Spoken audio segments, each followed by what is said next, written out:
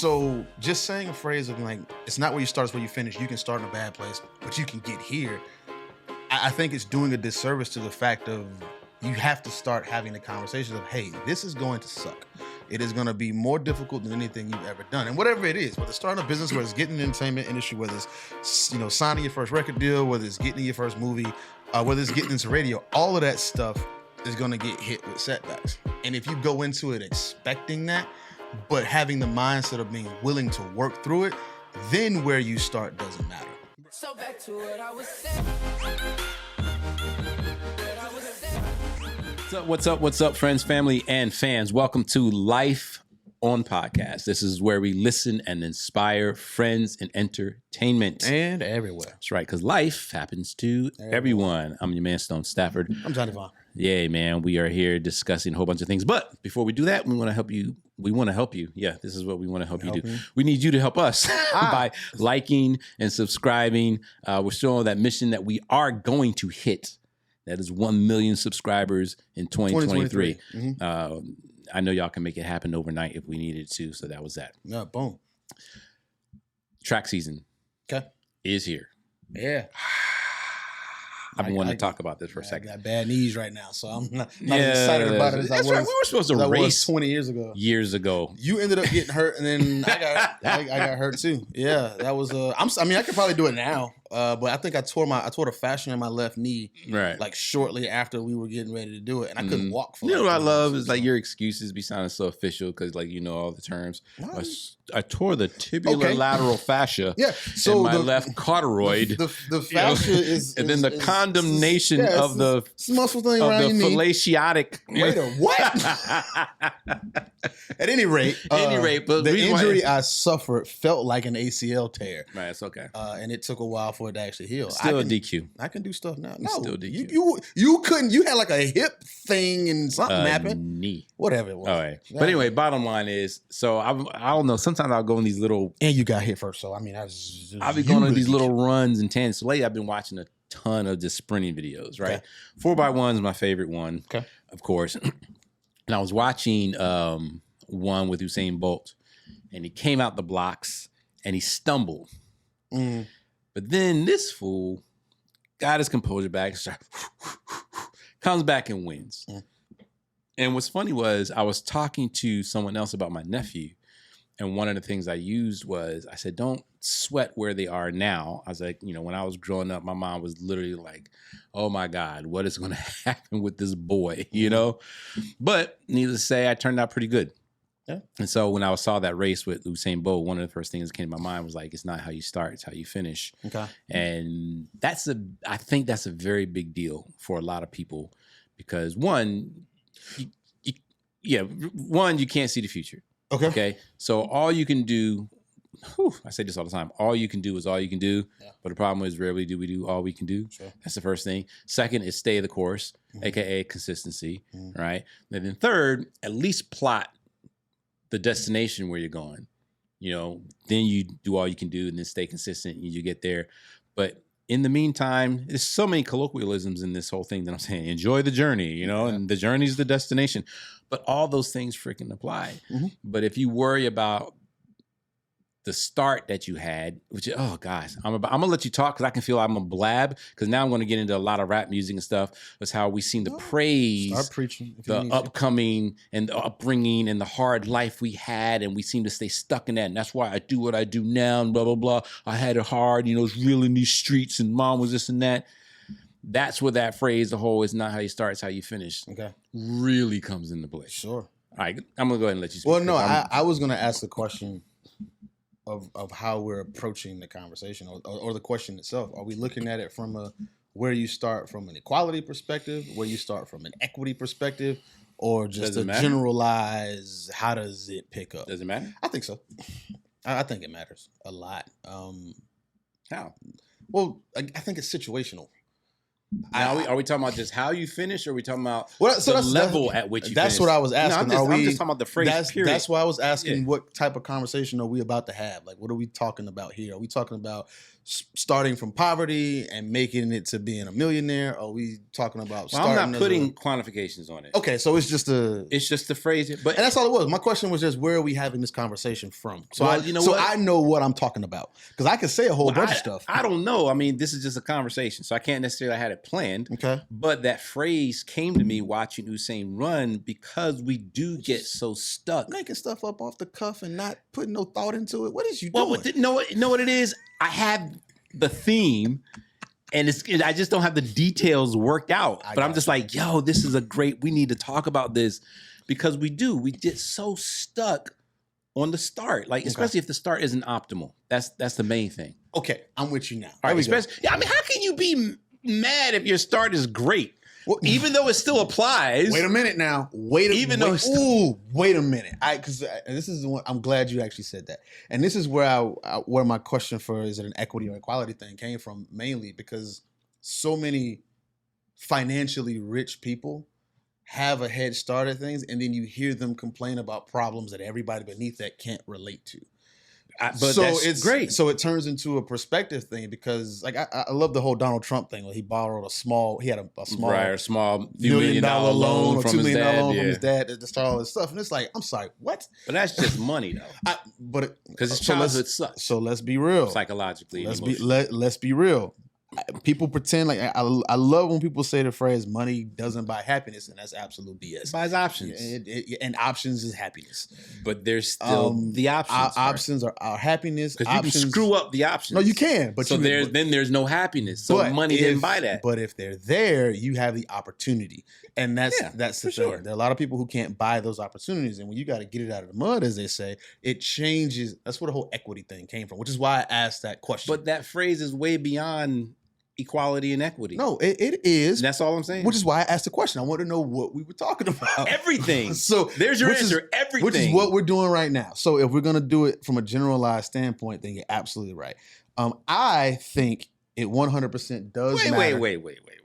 Wait, what? But what if it's not a generalized standpoint? How does that phrase still not apply? Well, I didn't say it doesn't apply. It just applies differently. Because then you have to apply the subparts of the conversation. Well, yeah. You know what? I should have assumed that people understood that. Well, look who you're talking to here. You're talking. I'm not gonna let you, because you know what happens when you assume, right? Yeah, it makes an ass out of Johnny. I get it, but and we don't want. I don't want you to be the reason I look like an ass. That's what I'm getting at. Nice try. That's what I'm getting at. No, I think it matters how you start. And not even so much, this is going to get real cerebral, not so much from a physical standpoint or a monetary standpoint. I think mentally how you start with anything absolutely dictates where what? No, how you can finish. It'll dictate the process you go through, which will then dictate how you finish. If you start in a terrible scenario and you have a terrible mind state, the process is going to be a terrible process. The results are probably not going to be optimal. If you start in a terrible scenario with an optimal mindset, the process is going to be a challenge, but you're going to see opportunities with that type of mindset. The outcome is going to be different. Then there's a third scenario. What's the third scenario? You start with a terrible scenario with a terrible mindset, and then during that journey, the mindset then gets changed to the optimal mindset, which then changes your outcome. Well, no, you completely skip that part. No, well, I leave that out intentionally because I've said many a time, and I feel that's where most people are stuck. No, they are, but this is the reason why. I say this a lot. In the universe we live in, with our particular laws of physics, negativity works against positivity a lot harder than positivity works against negativity. If you drop a black droplet of water into some pure water, nobody's going to want to drink it because now that's contaminated. Right. It doesn't work the other way around. So it's exponentially more difficult to switch from that bad mindset to an optimal mindset. I know what you're going to say, but I'm not ignoring the fact that it's damn near impossible sometimes to do it. So you aren't exactly why I'm saying what I'm saying. And let me ask you this question. Okay. How come when someone says that mountain can be climbed, you have those like myself who focus on the fact that it's possible to climb the mountain? But then you got those who think like what you just said. All their attention goes into the difficulty in climbing the mountain. It doesn't change that you look like 50 Cent right now for some reason. I don't know. not the first time I've heard I don't know what facial expression you just made. I hear that all the time. It's not the first Yeah, time. wow, that's crazy. I get that a lot. But then people focus on the fact that it's hard to climb the mountain. Yeah. I get it. Mm-hmm. And just because I said the mountain can be climbed doesn't mean I'm disregarding the fact that it's a tough climb. Doesn't change the fact that mountain can be climbed. Okay. So again, how you start doesn't have to determine how you finish. Who cares if the process is hell and fire? I'm not saying it isn't. I'll change my statement then. Okay. I will add some mathematics to it. I'm not going to give specific numbers, but I will say that the percentage of people who start with a poor mindset and finish optimally is a lot lower. And that's fine. But what does that prove? It proves how difficult it is to actually change a mindset. Going back to what I just said. And this is the problem between the two of us, is that that win-win thing. Here we go. Here we go. No, I'm not gonna do anything. The problem crazy. with being Mr. Optimistic. I'm not gonna do that. I'm not gonna say that. I'm not doing that. I'm just. Let me ask you a question. So, what's the point of bringing up and putting attention on the fact that it's hard? What does that do? So what I have found in situations where I have gone into something where it was just an optimal mindset and I was clueless about what was required, when you get blindsided by the reality of it, that's dropping that little black droplet in your pure water. You're not prepared to handle what hits you. So first of all, I'm agreeing with every word you're saying. Let's get that clear, right? Okay. We are, right? Yeah.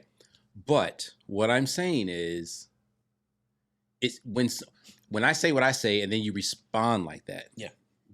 This is what I'm hearing, even though you didn't say it. What I'm hearing is, well, Stone, let me respond with this response because you're assuming that the math says that is more people aren't going to make it. So my whole thing is, if that's not the assumption, why bring up that point? You bring up the point because, and this is why I said it's important, the mindset, not so much where you start or how you start, but the mindset of which you start with. We're saying, as always, we're probably saying the same thing.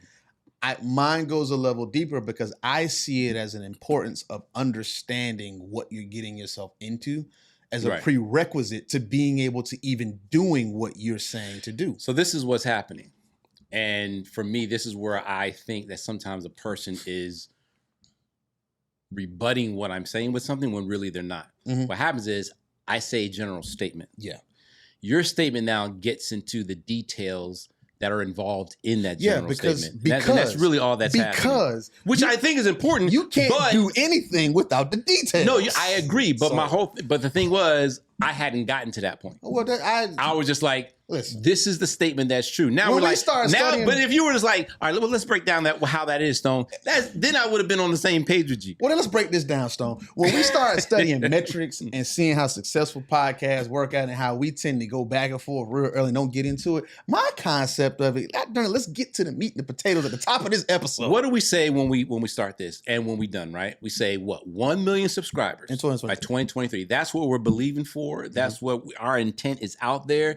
And no, there's no please. It has no choice but to happen. Okay. I am putting the demand on it. All right. Right? And my energy dictates that. I got to change my please in because I'm diluting. But just because we don't now say, 1 million subscribers in 2023.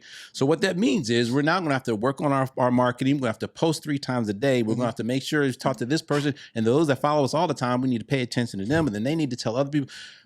We don't break. And this is where I say, I don't want to assume, but this is where kind of like, of course.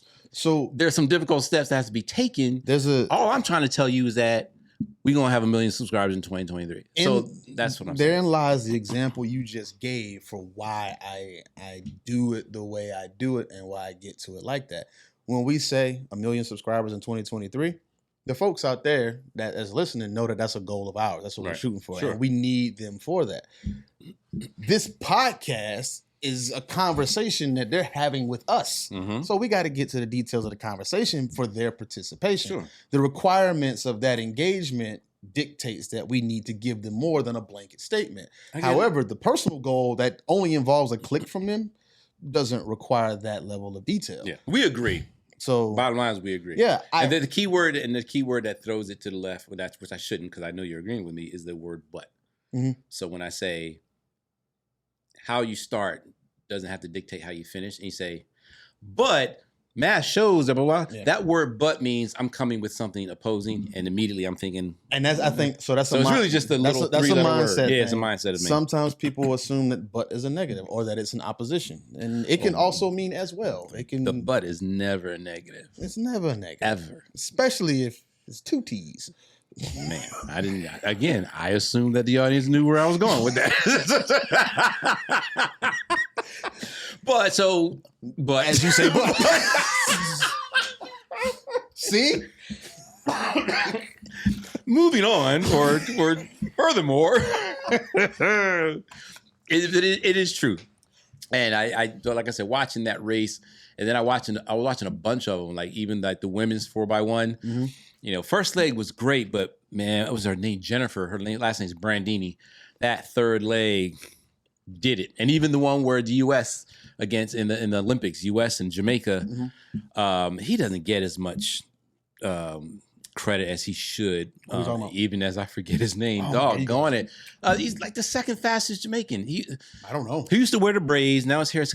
Any other time, I would tell you his name. I cannot believe I'm forgetting. I'm not going to pretend like I keep up with Jamaican. His name, Usain Bolt. I'm not Nesta Carter. We're doing it. He's faster than Nesta Carter. Is it Johan Blake? Johan Blake. I cannot believe I couldn't believe his name. Whoops. But if you watch that Olympic race, that 4x1, Johan Blake won that race.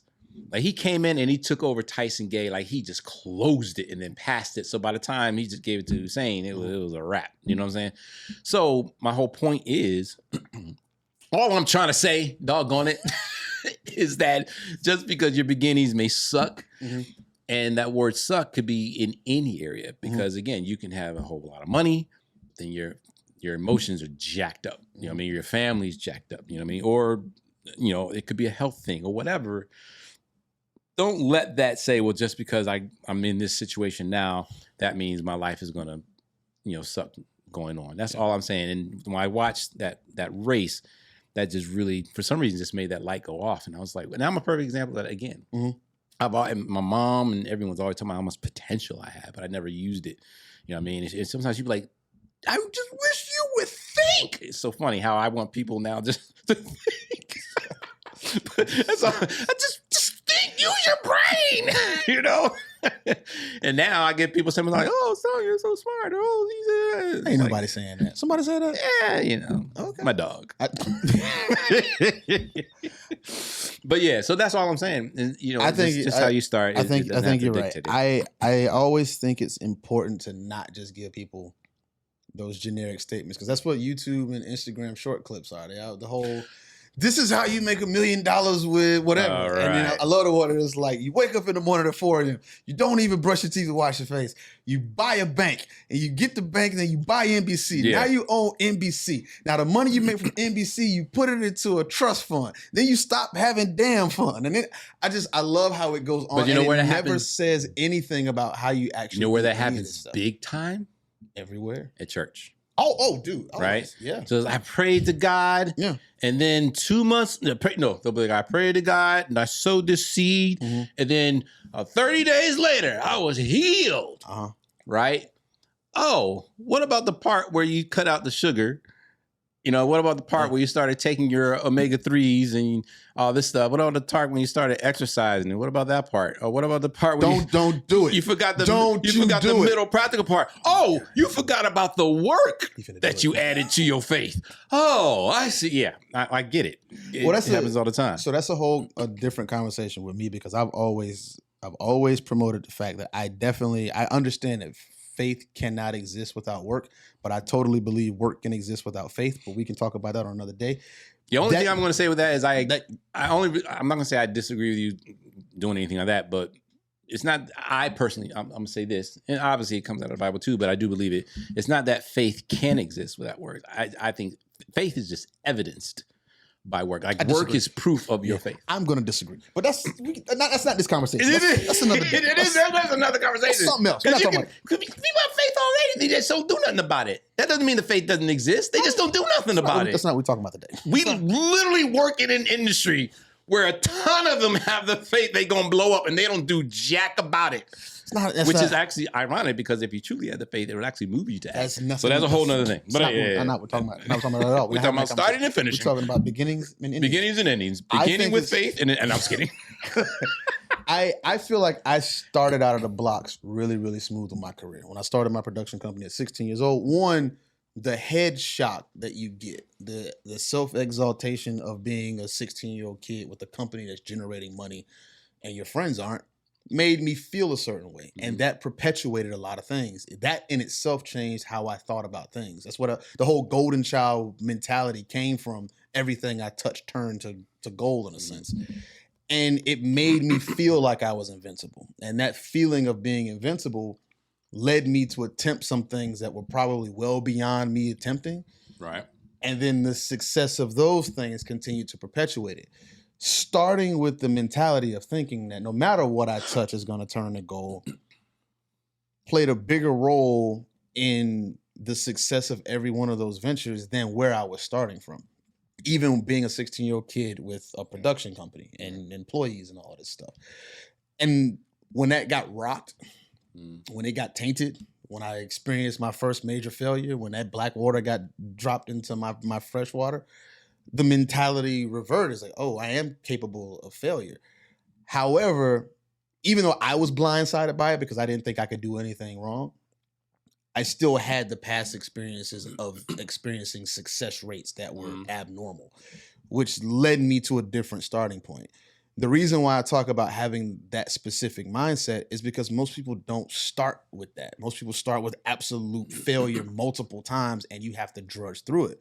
So just saying a phrase of like, it's not where you start, it's where you finish. You can start in a bad place, but you can get here. I think it's doing a disservice to the fact of you have to start having the conversations of, hey, this is going to suck. It is going to be more difficult than anything you've ever done. And whatever it is, whether it's starting a business, whether it's getting in the entertainment industry, whether it's, signing your first record deal, whether it's getting your first movie, whether it's getting into radio, all of that stuff is going to get hit with setbacks. And if you go into it expecting that, but having the mindset of being willing to work through it, then where you start doesn't matter. Right. Again, I always saw that as a given. Well, and that's the thing. If I were to walk into you right now and says, Johnny, you got 50,000? Yeah. And you'd be like, yeah. I said, I can turn that into 75,000 by next week. Mm-hmm. What would be your response to me? I want to see some prospectuses first. Right. So yeah. Does that fall into the realm of how? Yeah. Right. Yeah, absolutely. I mean, that's exactly what it is. Johnny, how's your back doing? It hurts. It hurts, right? Yeah. I can have that done. Let's go. By Friday. Right now, let's go.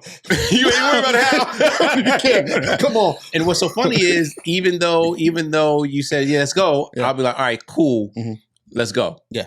Even while we're walking, you're gonna be like, where are we going? So what are we doing? All right. Exactly. You see what I'm saying? So the person you're gonna ask how. So the reason, and the how is where the conversation opens. So if someone ever wants to use that phrase, or if you want to run that phrase in your brain, mm-hmm. it's not how you start, it's how you finish. Mm-hmm. And what you do in between the two is what's going to dictate if you finish well mm-hmm. or you finish worse. I mean, that's the full phrase. Doesn't flow as well. And you know what? And that's fine. But I think that that's part of our problem as a society right now is because things don't flow well. We cut it down to bite-sized pieces. And then we throw out their common sense ain't common stuff because we assume that it's common sense.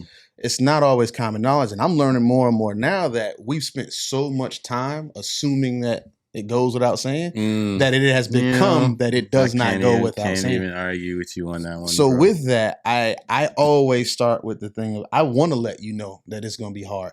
And it's for this reason too. Every time you're online and somebody's trying to sell you something. Or it can be hard. Because sometimes it isn't. Sometimes it's not. Sometimes it isn't. I know the math says more often than not. Yeah. But sometimes it isn't. Sometimes it's not. Yeah. There are, from my experiences, there are more challenges than not. Because I will say this, even though I had that long string of 4 years of success after success.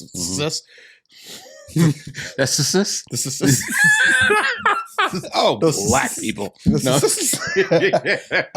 subsequent 15 years after that. Somebody just got triggered, but go ahead. It's okay. The 15 years following, there have absolutely been more failures that have balanced out all of those successes, and the successes have become fewer and far in between.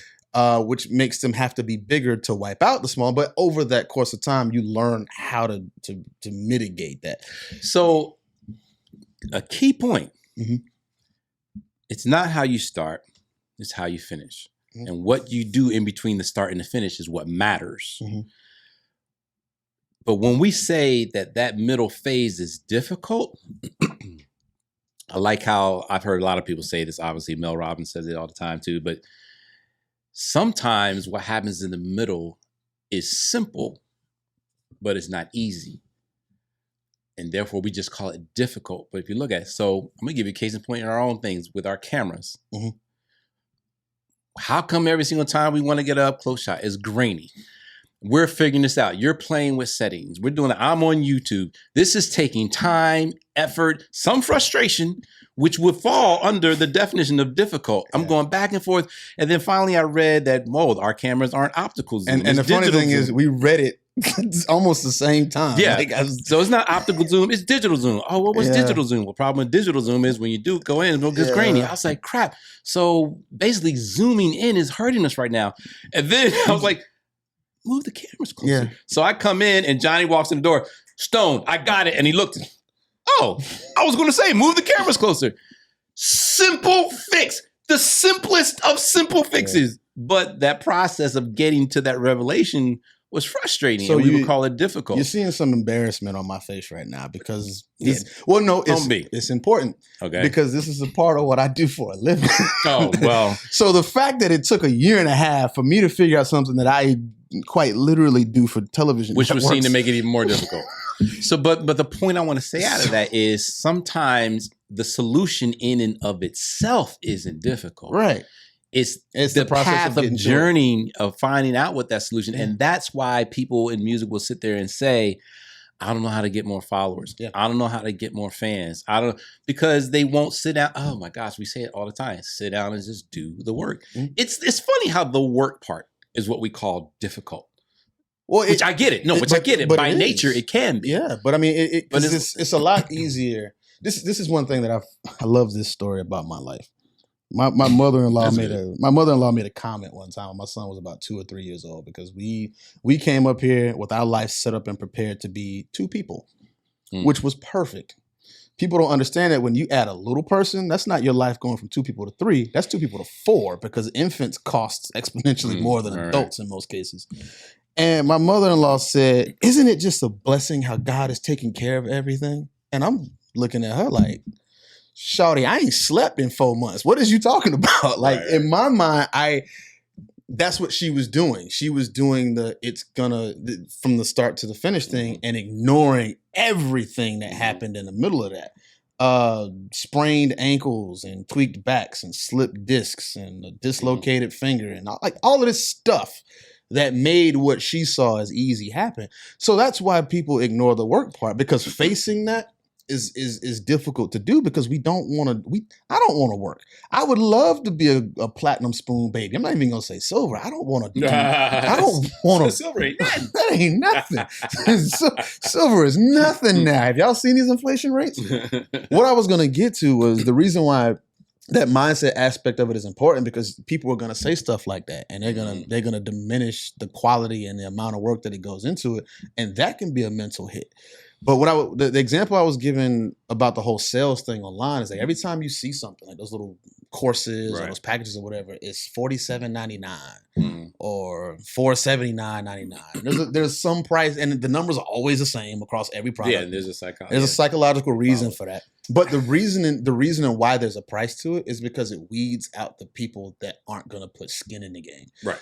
And that's why I say it's important to fix that mindset. You've got to be willing to say, I'm going to pay the $47.99. I'm going to pay for it. Yeah, just because. And that's my problem. So with my music business coaching, matter of fact, I just had lunch with someone yesterday and she was telling me all that I'm doing. I was like, yeah, and I do this music business. She goes, oh, well, tell me about the music business coaching thing. And so I was telling her about it and she was like, I think I might want to do that. Can we talk about that? And it was a friend of mine. So I was like, yeah. And I almost was like, I mean, I got you. No, you're my friend. I know. Glad you. No, I know. We don't. But then I told her, I said, you know what? I said, I have a bad habit of doing that because I know what I'm giving is helpful. One, which is why I should charge. But I feel like the moment I put a cost to it, I sound like all them other jokers on YouTube, and where half of them they're not really giving you what you pay for. And I never want to be looped into that. So And she was like, no, I'll pay for it. And she knows me. She goes, I know it's probably worth it. And that's why I'm putting out these little shorts. Because honestly, if you take all the shorts that I'm putting out, honestly, you can probably do it on your own. But most people aren't going to do that. They're not going to save them, write their nose out of it. They'd rather just sit down with me and be like, all right, Stone, what do I need to do? Take me from start to finish. Exactly. And for that, I've learned, if there's nothing else I've learned lately now, is the value of my time. Like, forget the knowledge and stuff. I get it because, quite frankly, you can get that knowledge anywhere for free. I say that whenever I speak to colleges all the time. The administrators hate it. But we want it packaged, we want it easy, we want it convenient, right? That's why the whole start to finish thing is daunting, because it's not all that convenient. Yeah, it's so I try to make you. it convenient. So I'm doing the online course now and everything like that. And so my bottom line in saying that is I do charge now, but at the end of the day, it does help them get to that where he started, he was where I started, I was like, it's for free. It's for free. And even with that, so I think the reason why I was getting to what the example you just used, because it plays into what you said earlier, is that your mindset can change through it. Because I think you had a realization of the value of your time, and that value of your time required a dollar amount. So in that process, you changed it, which is where I agree with it. However, I don't want to lose my point, but go. How easy would it have been to not make that switch, to overlook that and just not charge, and then not do it? So it would have been easy, but the consequences, right, would have been horrible. Because I was just sitting there. Because I'm back to the God thing, right? You know, and I said, Lord, what happens is, like, I don't pray to God to give me $1 million. Say, for example, right? I don't. Here's the thing, I don't, because what I do is I'll say. Show me. A lot of times I say, show me the $1 million that you got waiting for me, is what I'll say. Okay. Because a lot of times he ain't going to rain the money from a sky. That's what I want to happen. I know. I would love for it to happen. And you know what? Maybe one day, a truck will. Because I can go do the work. The drivers will live, but the money truck will blow up and it'll just rain. The wind will carry it to my address. Another one of them bridge trucks will blow up on 285 again. You remember what happened? I can find the deal. I can go. I know I can do that. I won't do that no more. Anyway, I want you to do the miracle, dude. I want the miracle. So that's how I pray for it, right? So as I'm sitting there talking to her yesterday, and I was so tempted to do it for free, I heard, I'm going to call it God, Holy Spirit's like, now you done asked me for this money. And I keep giving you these opportunities to make the money, and you keep doing it for free. I was like, you know what? That's the work part. That's the middle part. So I mean, I hope you guys are getting what we're saying. I think it's pretty plain speak, but mainly for those who feel that they've had a really rough start, a really rough beginning. Look up that, Google it, if you will, YouTube it. Usain Bolt trips at start if you want. And just really follow that, because you see him trip and stumble. If you look at his face and look at his body, you will see the extra effort. I'm so disappointed in you. And work that he put in to catch back up and get back to his stride and then take over. Why are you disappointed? You did all that crap. Trip and Google Usain Bolt trip and start. That stumble start was right there. Stumble start was right there. Let me tell you something. Let it go. Let me tell you something that I've learned. And you just said it, right? You can't assume. Okay. You will be surprised at how many people to this day still can't Google.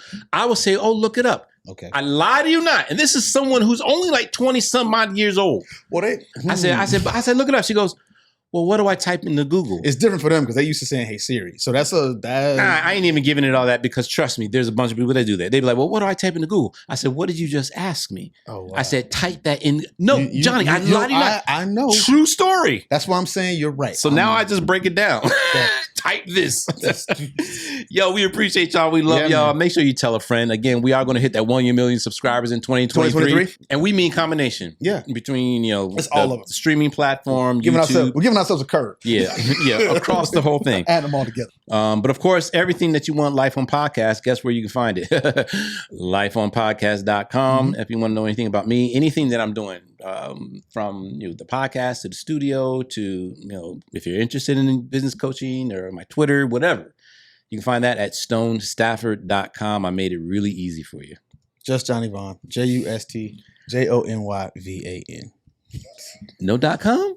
Oh my God. No, because you put all this pressure on me, man. I'm putting that pressure on you.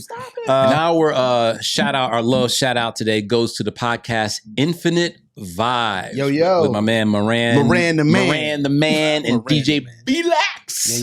Yo, go holler at them. Check their thing out. They have some cool guests. They get some cool guests on their podcast. So make sure you holler at them. Infinite Vibes. Check them out. Follow, subscribe to them as well. And then that's it. Spread the love. So look, we appreciate y'all. We're out of here. We'll see y'all next week. Peace.